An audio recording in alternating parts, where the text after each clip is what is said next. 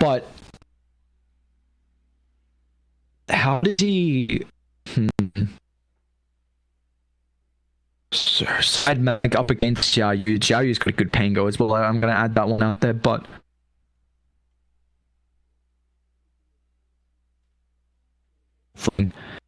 so my issue is right now is that it's kind of both don't have too fast pace. I think Keen might be a little better with the Slaughter. Slaughter might go for like 2 points in bash and go a couple more points in Guardian Sprint just so he can make a little bit more plays. I think that, like I said, Matt kind of wants Blink Echo Saber so he can start making movement across the map and showing up the fight, and Shadow probably like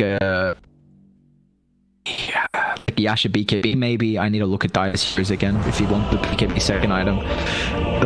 You kind of want it around the Morphling kind of timing with the Earthshaker. But right now, I think that Dire might come online a little bit too slow because Lifestealer kind of doesn't have as much damage in the early game with the change to the feast, but you sell a lot better into the late game. Already made up my mind, and it isn't good.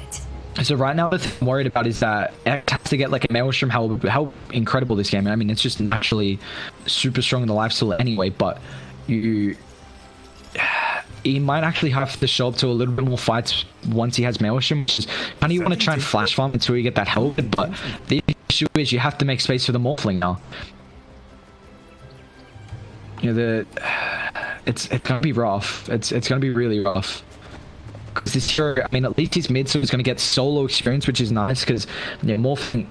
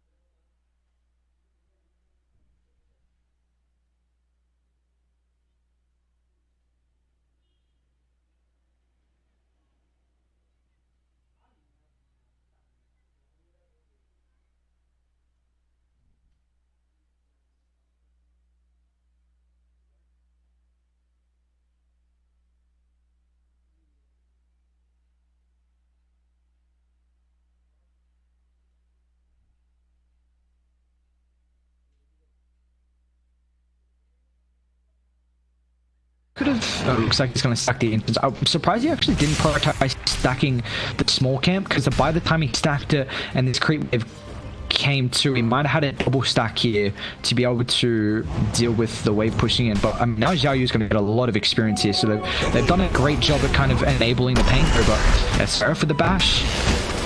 Enchantress slowed up. Does at least have the level 2 for the enchant, and they might go to turn actually. I mean, X doesn't have too much damage early. No Orb event as well to start off with against 2 melee heroes is an interesting choice about it. I mean, the fact that Lifesteal has so much attack speed and movement speed now with the change. I mean, you can constantly just be able to get the right clicks through and harass really easily with the Orb slow, just staying on top of them. So, you know, I'm kind of surprised in that regard. But so Deska's got to make sure he can kind of play around on the low HP.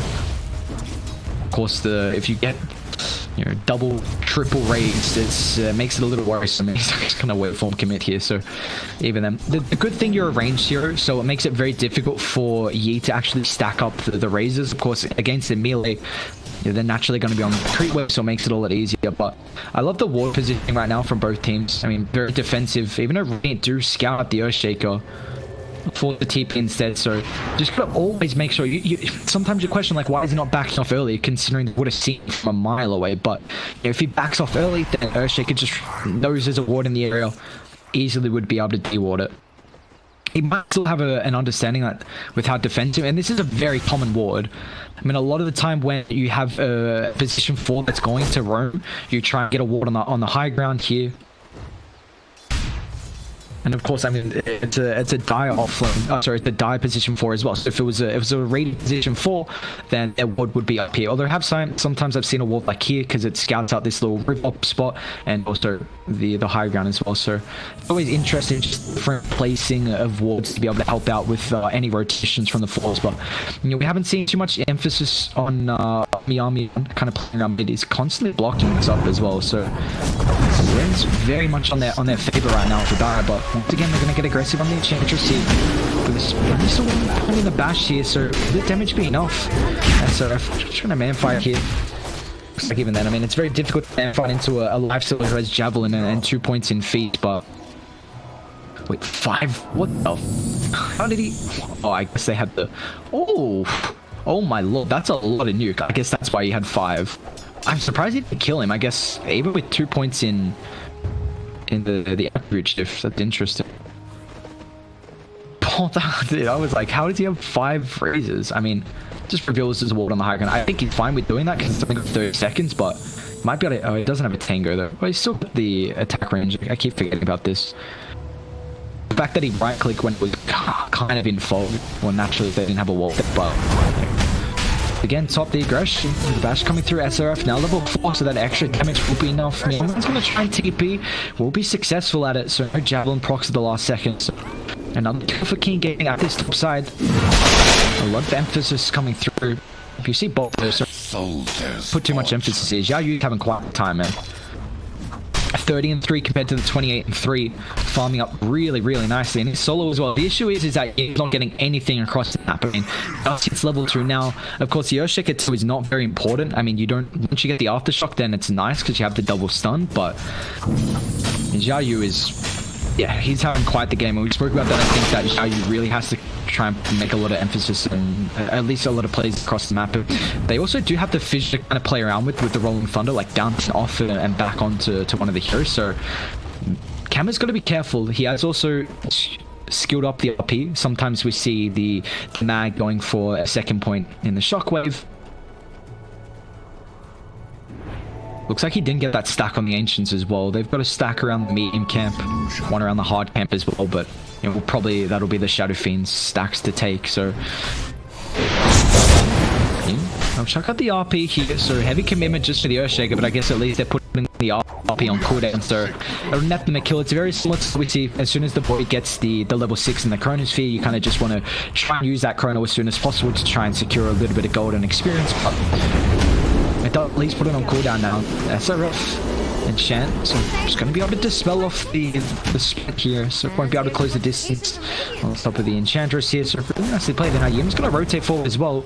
He'll have roll up in a couple of seconds, but these Javelin procs are doing a lot of damage right now, and very nice positioning from the Earthshaker. It's going to be able to stop any distance. Следующая смерть как телепорт.